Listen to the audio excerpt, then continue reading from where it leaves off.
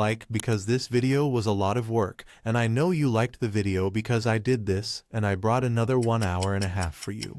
So, whoever is new to the channel can watch it all as the video is very good, and this work is very good, seriously. Once upon a time, there was a prince who had his mother and his brother until a vampire appears and ends up killing her. But both of them survive, their children. But he ends up being exiled because he did a lot of shit. Then he tried to kill himself, but then our prota enters the scene. He was reincarnated in the body of this shitty prince, exiled and hated by everyone. But it's one thing to do ours for a long time strength, which was necromancy along with another magic that you will see later, and that made him very overpower. And this is the story of our little champion who gets stronger over time and has his Charlotte which helps him a lot. So that's it guys, enjoy the video and it's us. A man ends up opening the door for him, commented that he was there, and he told that guy in front of him that that place was no longer safe and they needed to get away as quickly as possible.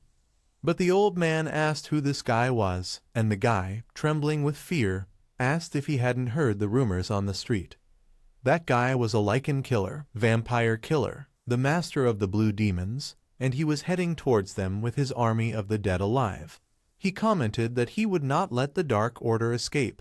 He would kill everyone there as cruelly as possible.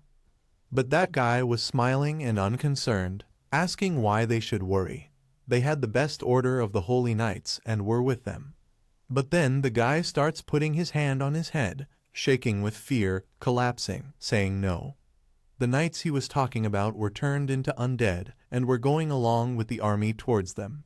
And the protagonist gives a simple order to his army, which was to go and move forward, entering that place. Many of them start marching in that direction, trying to break the windows, while the two inside saw only the shadow of their hands on the windows. It is obvious that the glass did not hold on and ended up breaking while the two, in despair, were attacked ferociously by those creatures. While they shouted for help, how could it be possible? In theory, the living dead should serve them, the necromancers, but that wasn't what was happening. That guy said that it didn't matter how much effort he made to stop them. God would save them, and he would guarantee their salvation. But the prota points a gun at him, saying he would do it for him, and that guy knew he couldn't beat him. Even the divine power that was coursing through his body was not enough. The prota said that God's blessing would take him to hell and ends up taking that guy's head. The scene cuts to a palace, and there were rumors about the seventh prince, the one who was exiled. He is a disgrace to the Holy Emperor's kingdom. How could a human like that be born in the kingdom ruled by the Holy Emperor? Isn't he the lowest type of humanity, with no morals, with nothing? There were even rumors about the prince harassing a bishop's daughter, and they commented that it would be better if he had just accepted the punishment. But he made a mess in the archbishop's room and ended up painting the wall with red paint.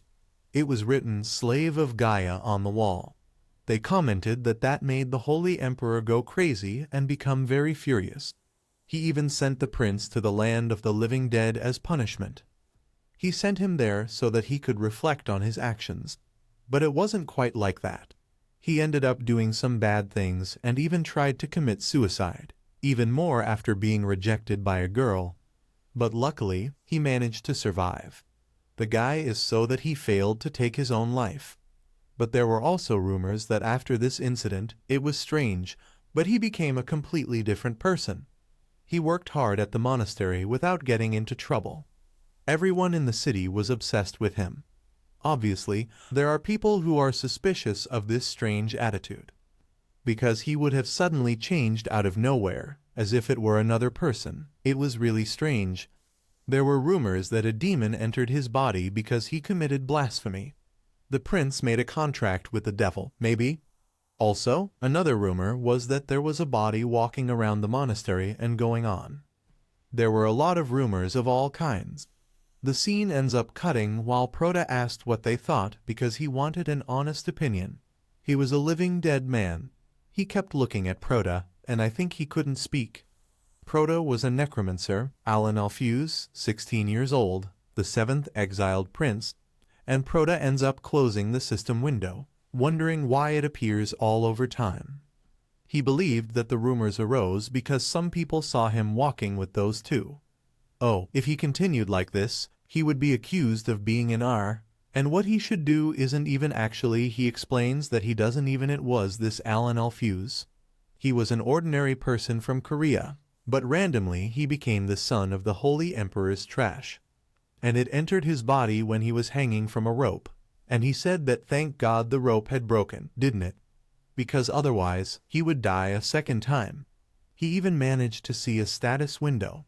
He could see that that was Zombie 768, and on the side, right, was the Zombie 769.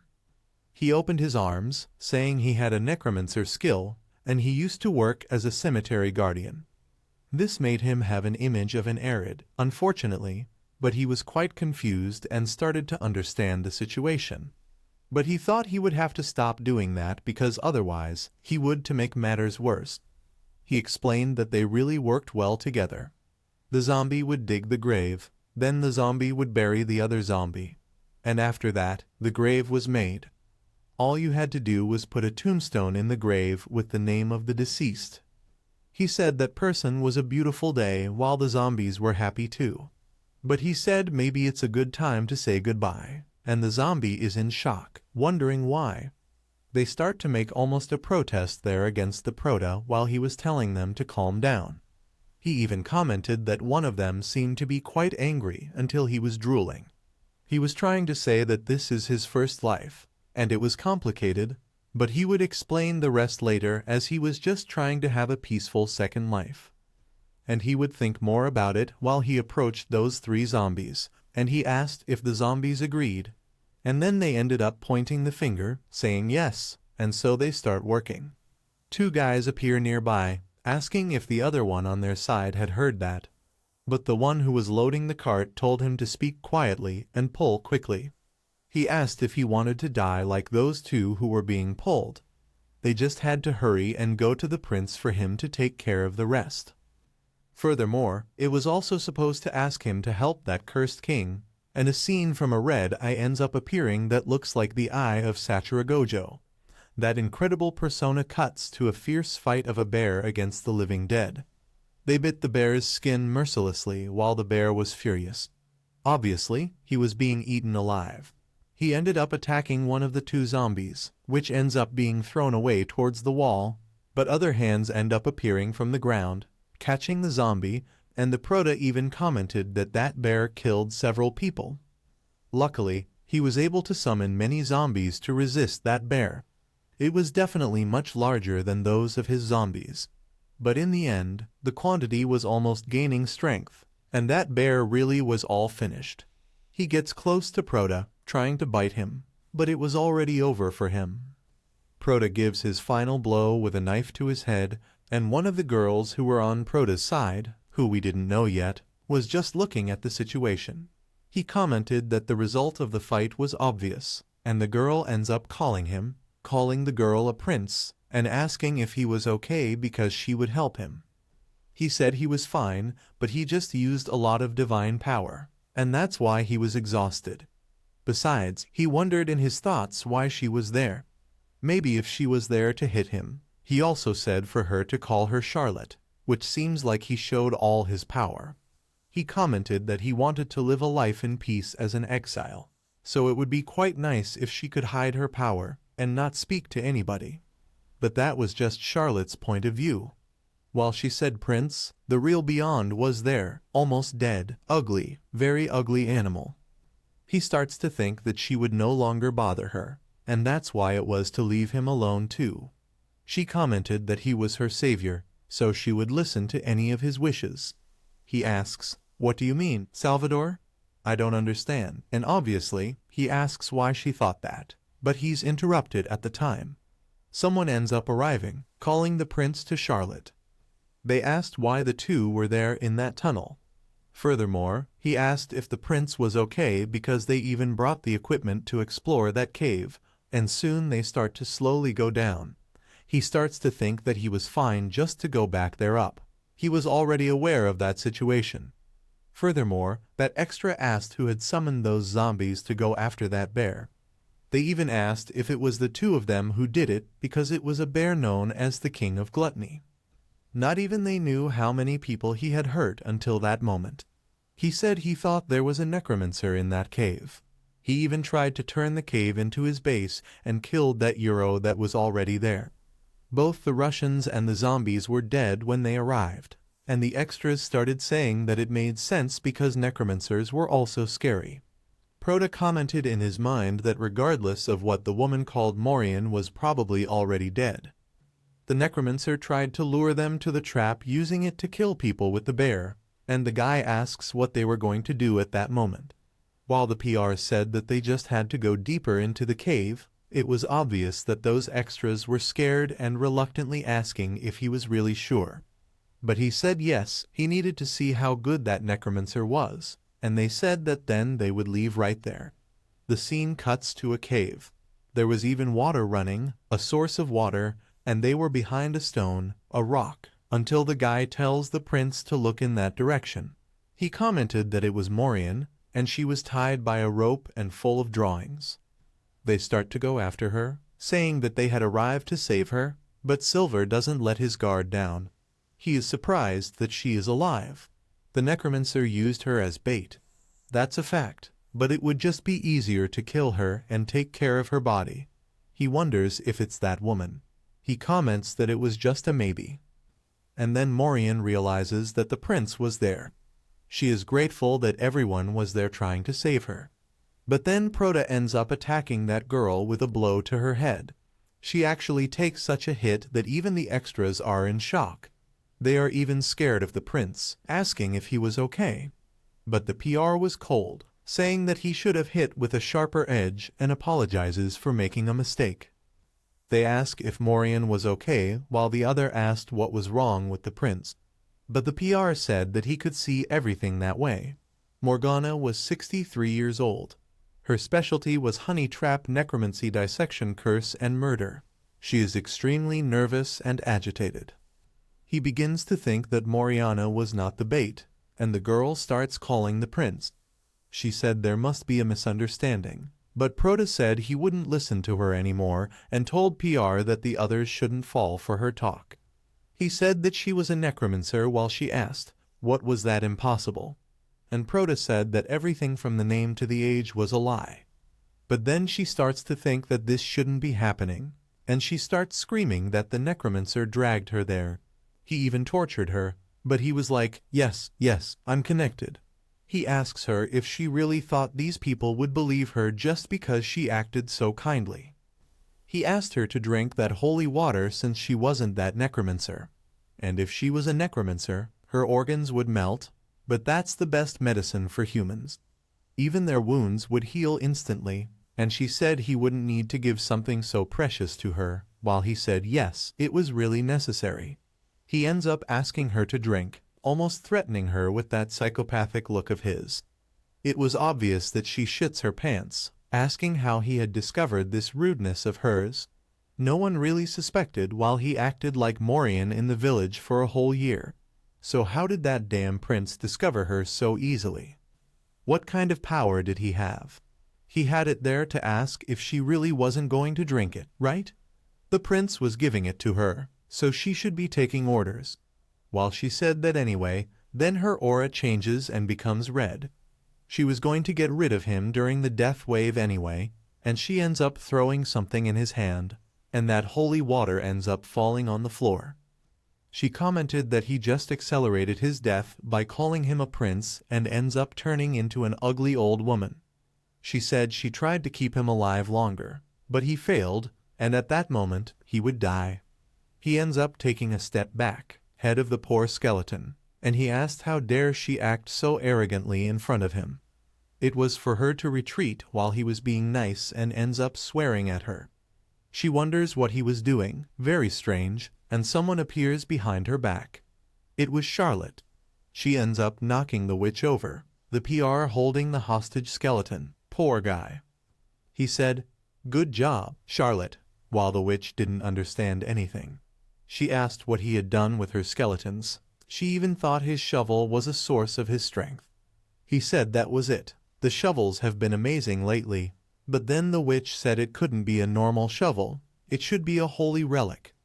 The PR asked if she was serious, even if she was worried about that instead of being worried about herself. She had a knife to her neck from Charlotte after she was beaten. She explained that her name was Morana, a 63-year-old necromancer, and she had already been arrested again. To ask if she wouldn't confess anything while the extras were shocked and scared, she said she would tell everything, even who ordered her to murder the prince, so it wasn't supposed to kill her. And then the black man asked if she was saying that someone told her to kill him. She said yes, they asked her to seduce him and even fake his death to make it look like it was a suicide. And then the guy starts to think that the prince didn't commit suicide but was forced to do it. Then Proto starts thinking, oh, this guy wasn't so pathetic since he also didn't try to kill himself. The witch starts asking in her mind why he was so strange and indifferent about the matter, as if she didn't care. She explained that the Dark Church told her to kill the 7th grandson of the Holy Emperor, and she saw through the bear that he is also a necromancer. If the church finds out about this, they won't leave him alone for a long time. Then Para is surprised that she discovered this too, but he said that anyway, he thought they should kill her. So he asked Charlotte what she thought, while she said with the knife to the witch's neck that yes, she is very scared, telling him to wait because this was just a slip-up, and she would 100% keep the secret. She wouldn't tell the Dark Church anything, so please let her live. But he slaps her in the face, saying that if she told everything like that easily, then it wouldn't be worth anything. With pressure from the church, she would tell everything about him. And he said that only the villagers would decide her fate, because there are a lot of people who lost their families because of it, right? The villagers were furious with her. Pra simply says that she should pay for her sins. As she speaks to him, wait, please, she didn't really want to die. The black girl asks the extras what they would do with her because she must receive the punishment equivalent to the crime she committed. They said they would give her a painful death and then leave her in the forest. Then the animals would eat her corpse, and only she would be left to become a zombie. This is not a befitting ending for the necromancer. Did he insult death or say he agreed and spoke? It was expected from the Middle Ages. In fact, don't forget that he was in Korea and was reincarnated in the protagonist's body, which in this case is him now. He starts to look up, thinking he was thinking about this so-called Dark Church. After he had researched some books, he commented that he couldn't find out everything, but was able to steal the books from that necromancer who helped a lot and had stored everything in his inventory. As a necromancer, it would be great if he could talk to the spirits, but he really thought he wouldn't be able to get this ability in that place. So he starts to investigate other books from there. And now that he was thinking about it, that woman said something about the death wave or something. So he would need to read more about this death wave again. As for his brothers, maybe they have something behind it.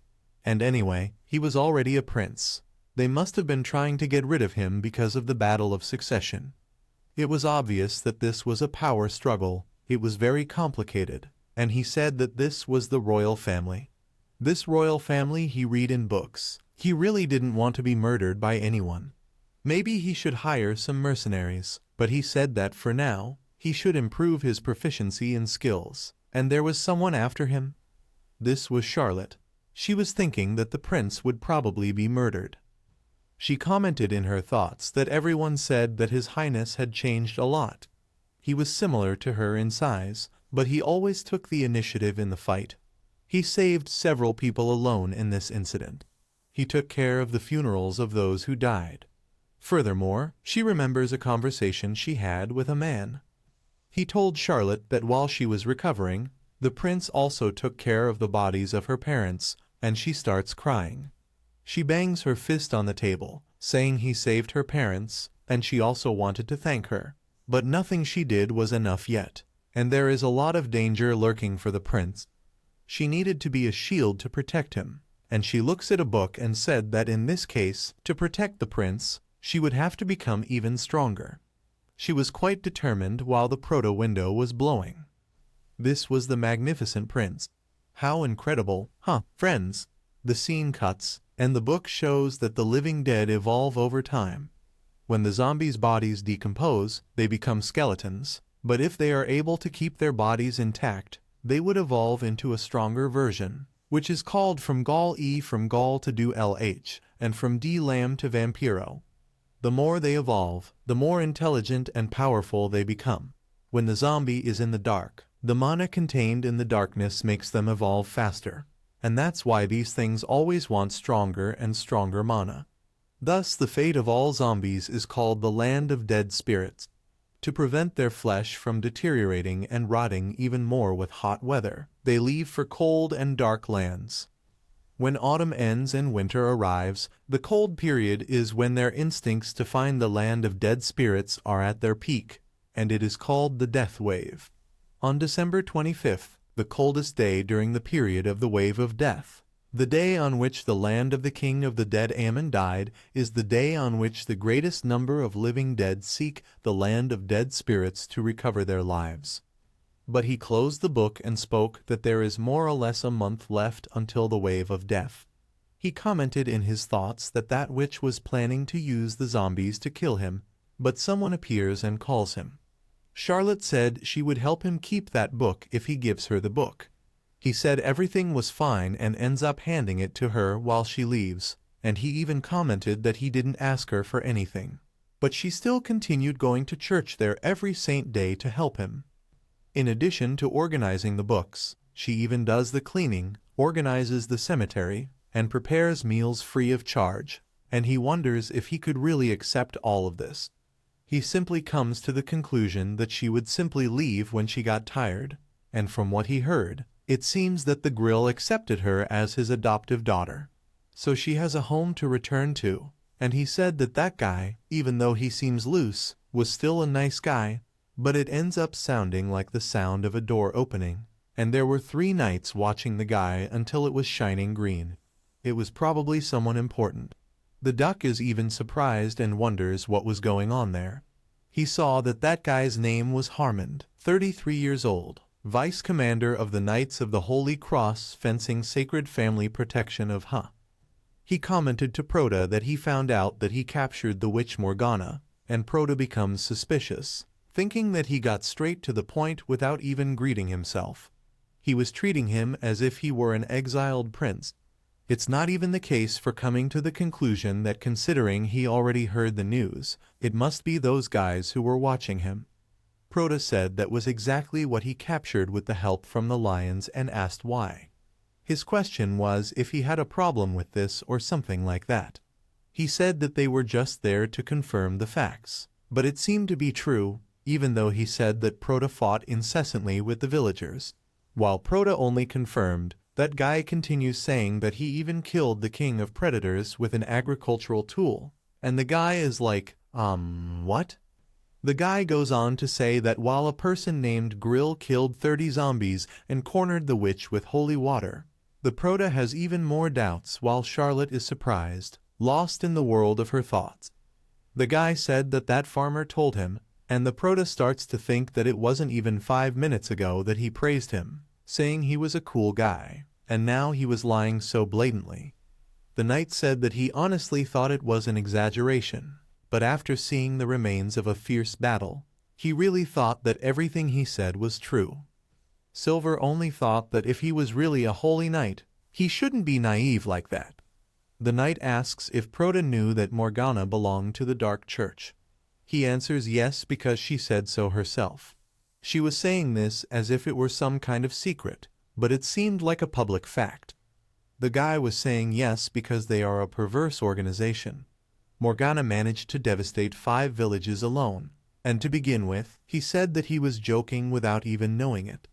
The guy asks if he really eliminated that witch completely and asked if he hadn't heard. She was already beaten to death. Her body was left lying around.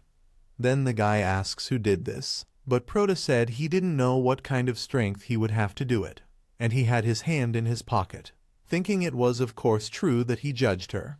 But there's nothing advantageous in revealing their true power. It is true that the villagers also helped, so they would continue with Grill's bluff. Then he started talking. Just being home made him so scared that he almost pissed his pants. Charlotte eats it and holds him by the arm, and the guy looks disgusted, just thinking about it. The knight said that he must not be aware of the witch's magic books, and the guy asks what these books are, commented that they should recover the black magic books. But for some reason, the book moments were empty, and Proto looked sleepy while the culprit was him who kept the books in his inventory. Proto explains that the villagers should have burned him for being so sinister, and the Holy Knight could ask them again. The guy says that he was grateful for his collaboration, and last but not least, he leaves a bag of money there, the reward for Morgana of 80 gold coins. Proto is in shock because that was a lot. The guy kept saying that she had a nice bounty on her head, and Proto said that he just did that because he had to do it. And when he started taking the money, the guy said he should at least distribute it among the villagers, not keep everything alone, right? And Proto said that of course he would do that. The guy was already suspicious because Proto was kissing that bag of money. He said that since he finished the work there, he asked, "Excuse me," because he was going to go out, calling Proto di Altezza. The guy says to the Proto packs his luggage, and Proto doesn't know why he was already exiled. He would be exiled again. The guy said that the wave of death was already closed, isn't it? If they stayed there, they would die, and that's why they would climb him out of there. Proto starts to think that they still care about him, even though he is a prince exiled. But anyway, he was still a prince, and he starts saying that if they were being evacuated, he would be sent back to the royal palace. But the guy said no, he would follow them to the property Lonia. Proto looked surprised. Proto said it was half a day's journey from there, and they still were in the land of dead spirits. He was very doubtful whether it made sense to evacuate there, while the guy said that yes, there is the property of Lonia. It is a fortress built to stop the wave of death, and to be able to fight against the zombies in the wave of death. They gathered soldiers and prisoners. And then the Silver speaks. Don't tell me who is the guy. He said that yes, there would be victims. Certainly, he was supposed to take care of the funerals on the Lonia estate. And then the beginning begins.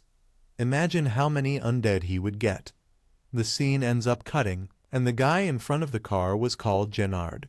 He was 43 years old. He was the feudal lord of Lonia, a viscount. The characteristic that he had was comforting communication and merciful. He asked with his face smiling how he was feeling. He even called him Highness. Proto was all finished, saying that everything was not going well.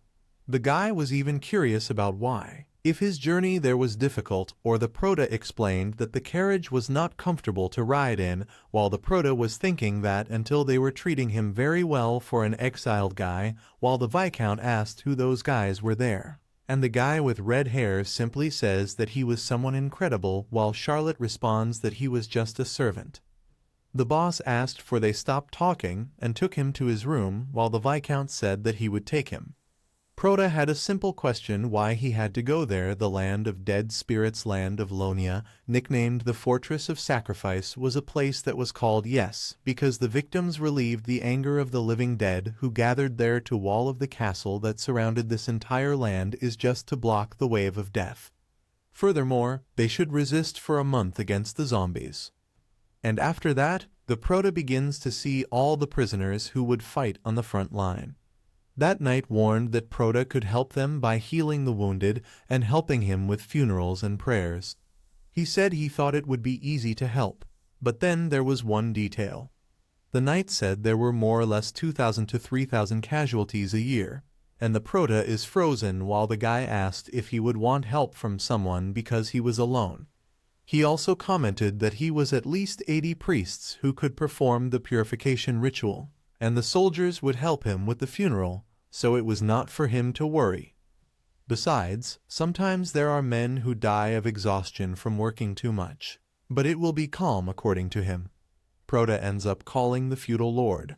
He asked drinks because he wanted drinks, and the guy doesn't understand very well. So Proto said he couldn't handle that guy's situation without any drinks.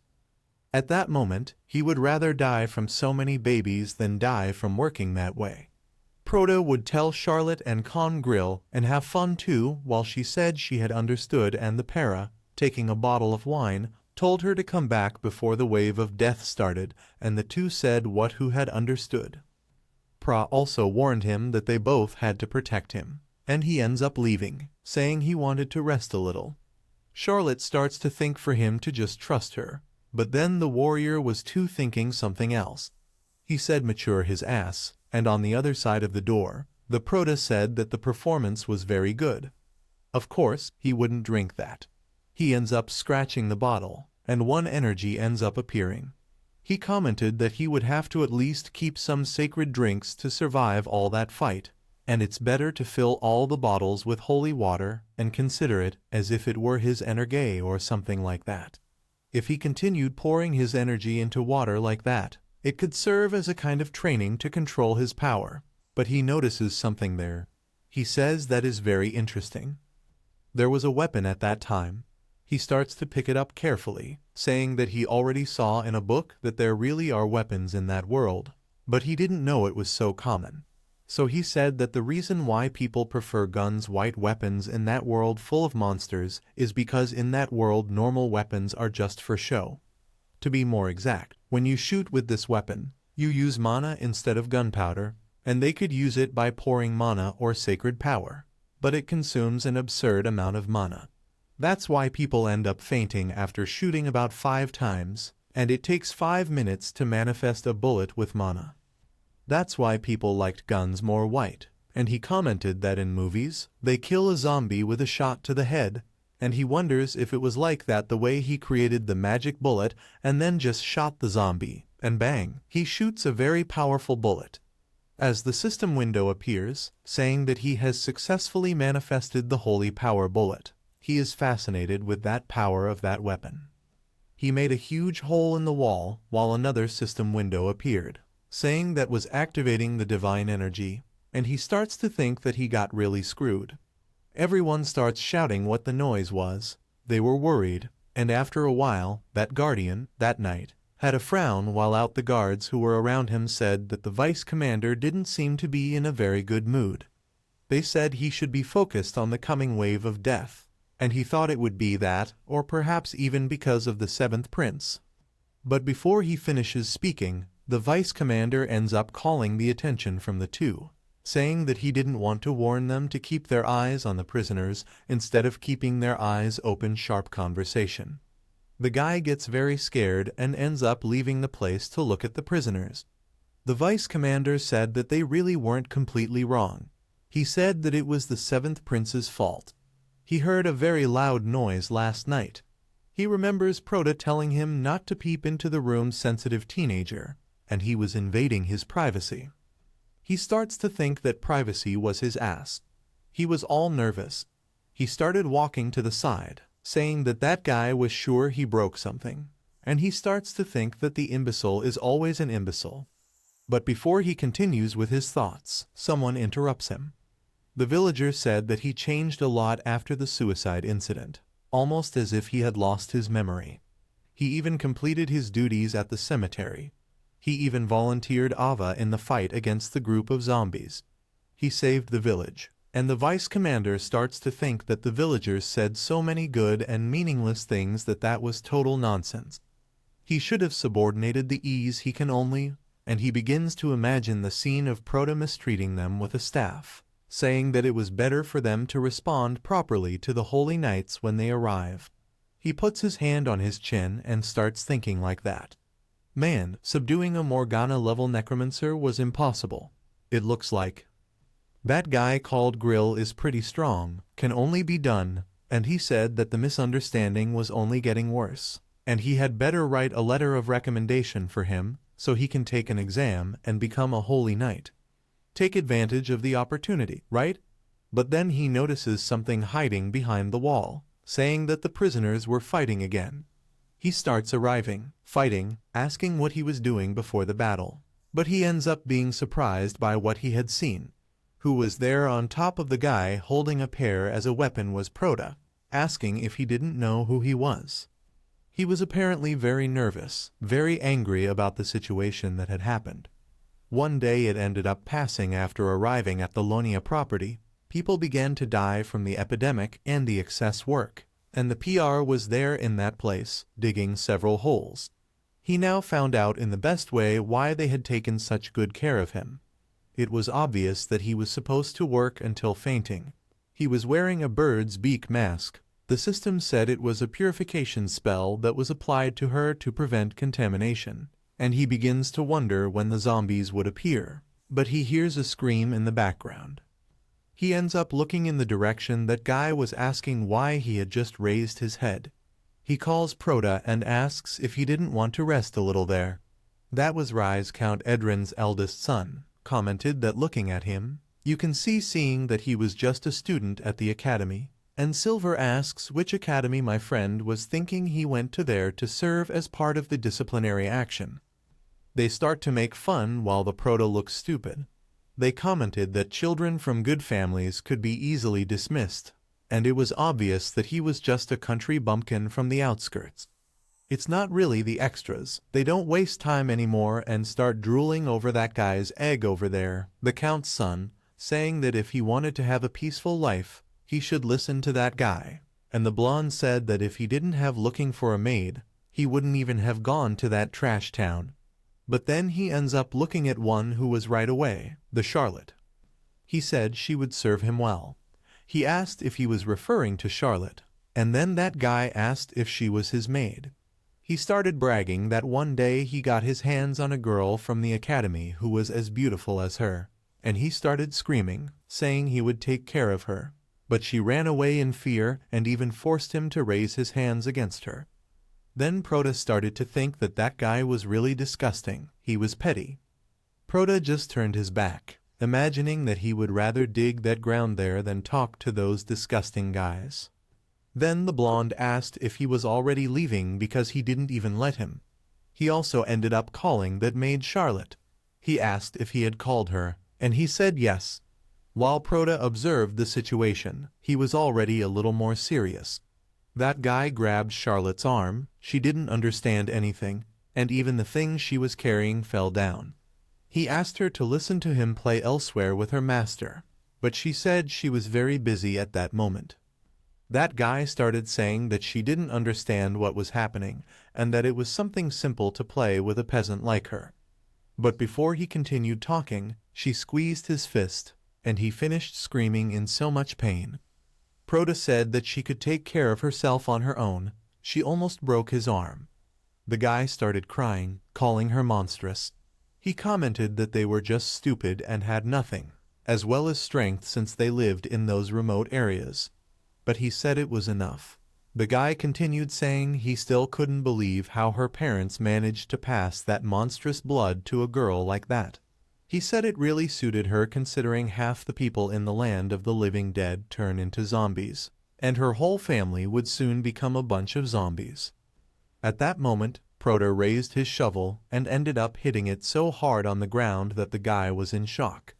He asked what Proda was doing, even though he was shaking with fear. Proda explained that he made a mistake while trying to dig a grave. The annoying blonde asked how Proda would be able to call this a mistake. But before he continued talking, Proda punched him in the face and said that this time his hand slipped. The guys were already shocked by a guy lying on the floor, calling him Senhor Rise. The blonde ended up being stepped on by Proda and asked if he knew who he was. But then Proda responded with another question and asked if he knew who he was. At that moment, the warrior arrived, asking them both to stop. He told the silver man that he would cause another problem again, and the extra getting beaten was all relieved, saying he was a sacred knight. The lily began to say that the crazy guy hit him, and was to punish him immediately, while Charlotte said that's not how it happened. The guy started saying, "Oh, I'm Rise, the eldest son of the Count of Edrin." The holy knight said that he just couldn't ignore that, but he was already nervous about the whole situation. He said, "Silence," and everything stopped. Everyone was in shock, paralyzed. The holy knight didn't understand why he couldn't move. Even in his voice he wanted to leave. He wondered if that was an incantation using the sacred power to start talking to Harmon to tell that insolent margin insect who he was. They stood still for a while until the knight started to say that that was Alan, the grandson of the Holy Emperor, the seventh prince. The guy got all scared on the floor. Silver asked if he now understood whose maid he was rude to, and who he failed to show respect to. The guy was shaking. He couldn't even get up. The guy said there was no reason for him to be scared. If he could apologize honestly, there would be no problems. After that, Proda was stuck in prison. Proda said he just had a little problem, while Charlotte said that according to the Lord Holy Knight, the wounds inflicted on the son of a noble could not be forgiven. He fainted and was carried after that. Charlotte apologized because Proda had a very difficult week, and Proda said that he was the grandson of a noble emperor. He was being arrested. Everything happened because of that rude guy. He even said that he shouldn't worry. He could kill some time with a book or something. He ended up looking up and said that it was much better than at least digging outside. The scene cut to the Holy Knight. The man ended up arriving, calling the vice commander. He commented that he ordered the prisoners to clear the snow. Anyway, it was snowing so much that they were not managing to clean up quickly enough. The vice commander was thinking about something else. It was Proda, thinking that he could use the sacred enchantment. Isn't it the seventh prince? He said that no one knew he used an incantation, and even though he is a zero, the blood of the Holy Emperor still runs strong in his veins. That must be why he was able to use such power. But the guy called the vice commander again because he was in the moon world. He said yes, they had to keep removing the snow from the castle wall to remain at the ideal height. He ended up looking down, saying that it was so cold, but there were few zombies. That soldier told him that the sacred emperor killed the spirit of the living Moros on December 25th, and he asked if they should report this to the Holy Emperor's family. The vice commander said that would be good and asked him to gather all the prisoners. They would need some time to regroup. The gate opened, and the ground showed only footprints and even blood. The living dead began their attack. They shouted to close the gate, and they were all badly injured on the ground. They commanded the priests to take care of the injured. One of them said that the zombie attacked him from behind, and because of that dense blizzard, they couldn't tell who was hiding behind them. Those who remained at the rear were all eaten, and the guy even cried with terror. The vice commander started to think about why he was thinking he was so quiet. Was that why the day when the king of dead spirits Ammon was killed was coming? There was no way zombies could come there. Soon there would be two. There wouldn't have been 3,000 dead more or less unless it was a war. He wondered how that happened, not even thinking that the zombies attacked him from behind. It's possible they were hiding under the snow too. He even said in his thoughts that the living dead are dead people. Obviously, they don't recognize fear and depend on their instincts, as they are definitely not unequipped. They do not know any strategy or tactics, and they were even able to increase their large numbers every year. There's something strange. It was different now. He said that this was a perfectly coordinated army, and he commented that this has never happened before. He wondered what was happening. Then someone shouted, "Wait, there's a living dead man talking." The guy kept telling them to be afraid, jealous, and long for death. He also began to say that it was natural that they were just scared. He was the judge of that world, the Messiah who would save the world through death. He was the Su of Udai, the god of death. The Ava system showed that this was the vampire count. He had the ability to bite, mana discharge, necromancy, and arrogance. Proda closed his book, commenting that it was quite brattle there. Outside, they were just taking a while to bring the food too. He started to look at the window and wondered how they were able to let a prince starve to death. But someone ended up calling him. He said he wasn't trying to escape from prison, but the guy told him to just get out of the window. Proda said that he was still on parole, while the count said that was not the problem. There is a legion of undead outside. Proda wondered if it was because there weren't enough workers, but he said it really wasn't that. There really is a legion. Even a vampire brought a legion of undead. Silver was surprised to hear this. He even asked if the guy didn't see it wrong. Why would there be a monster of such a level in that place? The Count said that he clearly used human language since he was controlling other monsters. It was definitely a vampire. He didn't really know what had happened either, but for now, it was for them to get out of there. Even Lord Holy Knight Ramon was confronting them. He ended up opening Prota's cage and said that this place would probably collapse, so he should be evacuated to a safe place. The Count said that evacuating would hear Prota, but a noise was heard. Prota even asked what type of noise that was. It must be the legion of monsters. They must evacuate faster than they imagined, and it had to be through the back gate. The guy was just listening to that noise while several dead alive ended up entering prison simply out of nowhere.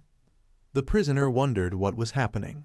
A pile of zombies was not normal. This was very crazy. He gathered a bunch of zombies and threw the living dead at them, faced him on his territory, and he started to think that they were being attacked like that.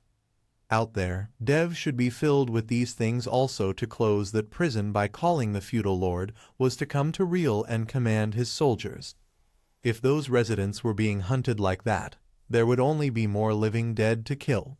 They fought, and the guy started running, saying he would find somewhere for the residents to take refuge while Prota was wondering what he was going to do in this situation.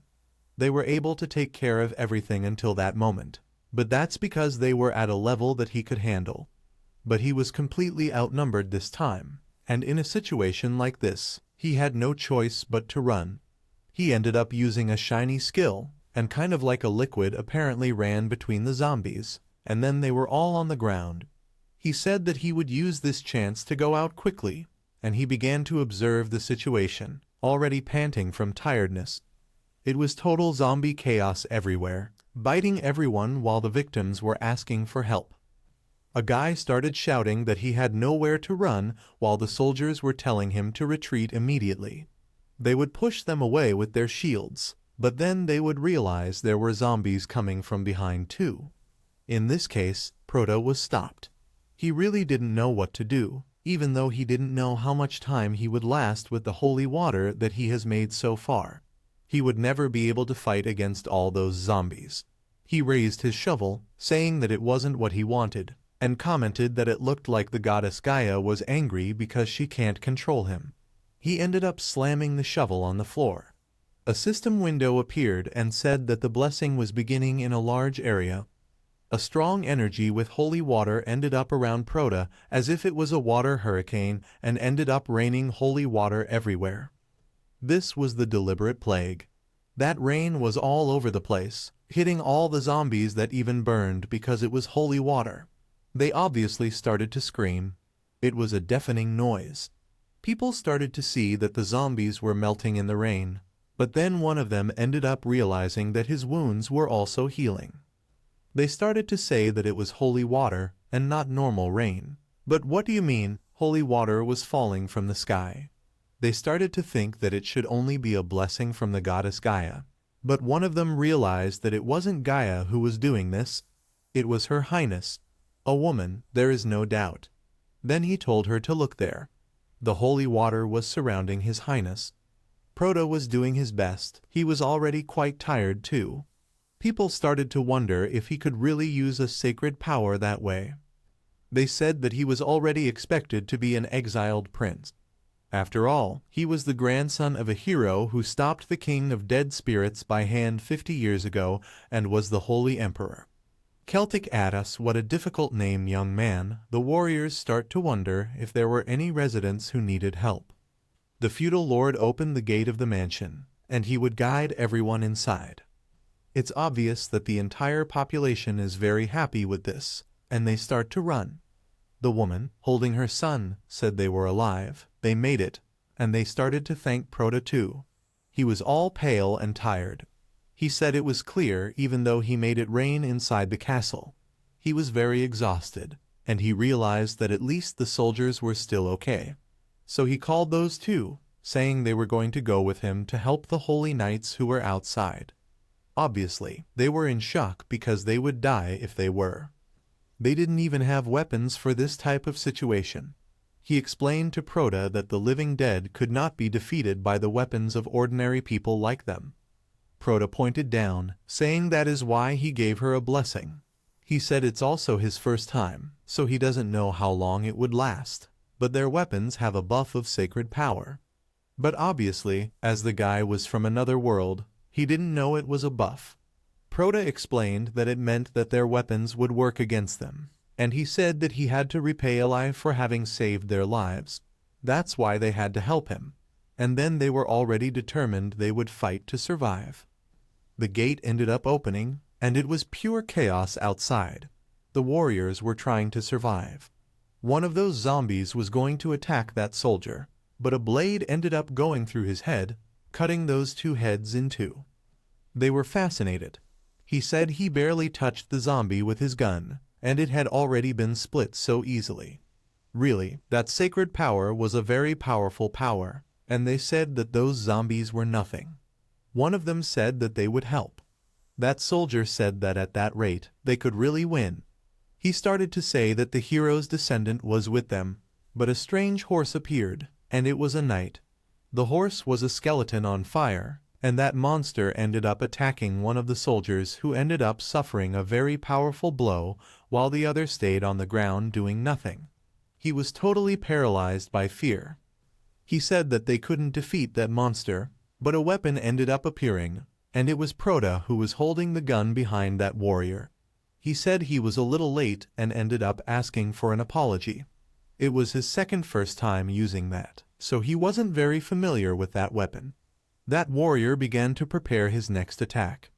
The vampire began to explain that he could feel the energy of those living pieces of fresh flesh that he hadn't been able to taste in 50 years right there. He wondered how fresh it would be if he turned into undead, how strong his legion would be. He really was looking forward to this. It was the opportunity he wanted for 50 years. He said that he was a zombie without any strength, guided only by instinct for a goal, and a goal for Delan, and a Delan for a Lord Zombie.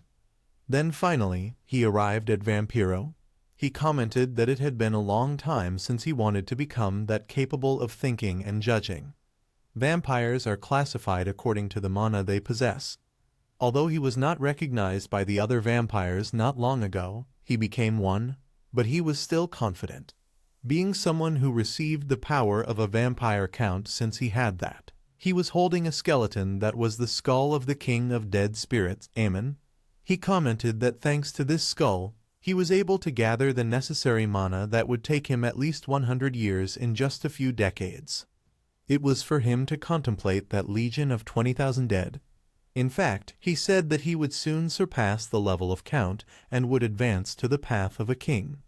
He began to think that he was no longer afraid of common sacred power. Holy knights are insignificant, and he just wanted him to surrender soon to advance his work and make their living dead. But a cannon ended up being fired while a guy shouted at them not to stop shooting the ballista. The vice commander told them to hold on. He wasn't supposed to let them pass, and as it only happened, the dead would become even stronger. That's why they had to kill as many as they could. If they fell, the village would collapse, and he was thinking that the zombies would already be gone several times in the territory. He didn't know what to do. He couldn't take care of the leadership of that place because they were also being cornered. He wondered if in the end they would really make it. They would probably die if it continued like this. He began to say that if only His Majesty, the Saint, if the Emperor were there, it would be another story. But then Charlotte arrived, saying that the village was fine, and she said that it was obvious because His Majesty, the Prince, the protagonist, was there. She started to say that it was because she was going to protect the village that Her Highness was in. She was holding many weapons in her arms, several spears and several swords. The knight simply stood still for a few moments, and Charlotte threw all the weapons on the ground, leaving only a sword. The holy knight said everything was fine. She also said she heard he wanted the guns moved from there to the top of the women's castle. The knight thought she was just a servant. Even veteran soldiers couldn't carry so many weapons, and he wondered what the hell her strength was. He started to say that even a child like her was trying so hard so he couldn't weaken. He started looking to the side, thinking that everything was fine. They would endure all that, and in the worst case, he would invade that place by force and cut off that vampire's head. Those gigantic zombies ended up putting several zombies in those catapults, and the two were in shock because a pile of zombies was coming towards them, flying in the direction of the castle wall. The Holy Knight said that it was very dangerous, and it was for the girl to stand behind him. He started saying, "O God of War," and then a blue energy began to appear around his sword. He asked him to grant the strength to protect those poor lambs, but before he could even continue, the Garuda advanced towards that zombie, cutting that ball of zombies in the middle. They were easily cut and fell everywhere. The Holy Knight remained on the ground without understanding what had happened, how she had done it. He was completely in doubt, wondering if she had cut a ball of zombies in half. Those zombies were cut by that child's sword. They weren't even able to get up again. He commented that just aiming at their heads or imbuing with a sword with holy power could stop those undead. He wondered what had happened there and what she had on that sword of hers. She kept cutting several zombies without stopping, moving forward and cutting thousands of them. The knight said that her techniques are brutal and sloppy. She was just using the strength of her muscles to fight, and this contradicted her lack of experience with swordsmanship. In any case, that destructive power, that strong slash, is definitely a holy imperial swordsmanship passed down to the sword squad, Santa Cruz. He ended up calling the girl from the top of the wall. He asked her where she had learned that type of sword skill. He also asked if she was a member of the Holy Emperor's family, but she said no. She was just a servant of the prince, in this case, the seventh prince. She explained that swordsmanship she learned from a book. She ended up going to kill more zombies while the knight above was talking that he didn't hear a word she said. The scene ended up cutting, and one of the soldiers ended up saying to the priests that when their sacred powers were exhausted, it was only them. Use those glasses of sacred power to heal the wounded. But the count ended up asking him to wait. He didn't know where those sacred bottles came from. Then the soldier explained that it was the seventh prince who gave before going to Lonia's estate. He said he had brought some with them for prayer. The count started to say that that was very lucky, and ended up asking where the seventh prince was. The soldier said that after he returned from the battle outside, he took the remaining soldiers with him. He said he would help on the walls. The guy got desperate, asking if he really went to battle, and then left again. The soldier said he thought he had allowed him to leave while the count was speechless and said nothing. He looked at all the injured people there and said that seeing how everyone was exalting personality and power, his sacred thing is not that he didn't trust him, but whether there would be any troops left here within the territory. There was blood everywhere, and a strange trail of blood was following those zombies who had infiltrated. It was like warrior zombies. The scene ended up cutting to the wall. The PR was there with his mask. He said that they were the reinforcements. That soldier was even relieved because he thought that everyone had already died. He said that the situation in front of the castle gate was more urgent at that moment. Prota said that he knew, and that's why they dispatched half their forces to castle walls. He began to think that compared to that place, they have more work to do there, so they wouldn't have time to check the faces. Besides, since he was giving holy water, he doesn't have enough left to use, so he can't try to use new skill appropriately. He ended up saying that it was the spectral soldiers. He should have raised the former undead soldiers, but it was so difficult. That's why he only used the corpses from inside the village. They got caught. It's all over. So that's why those undead were hiding their scares. One of those soldiers asked if he was there to treat them because he should have stayed behind instead of doing everything that way. But he said he had things to do along the way too, so he didn't go there for nothing. He wanted to test something using that weapon there, but the soldier said that weapon was useless. It was a type of ornament that would only reach him. Silver said that as imagined, this place has the best view to shoot. He could see their boss clearly from there. He started to load his gun. Obviously, he started to aim at that vampire, and then suddenly he ended up changing his aim. Instead of aiming at the head, he aimed at the eggs.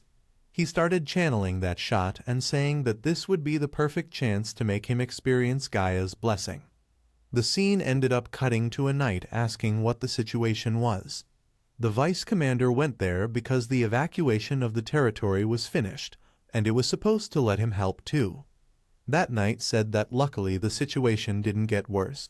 He didn't even know how, but the common soldiers were using weapons embedded with holy power. There were others with skills compared to the holy knights who came as additional reinforcements as well. The vice commander didn't understand anything. He wondered what happened while he was defending the castle walls, but he said that anyway, he was happy that things didn't get worse. The knight in front of him said that they still didn't know what to do against the vampires. While he was defeating one undead, he asked about the long-range attack, but the knight said they also tried the ballista. They actually tried to shoot, but when it was fired, there was a magical shield protecting them, and they were blocked by a shield made of mana. Even if you embed the weapon with holy D or soak it in holy water, it will probably still be less powerful than a mana shield that the vampire was covering themselves with.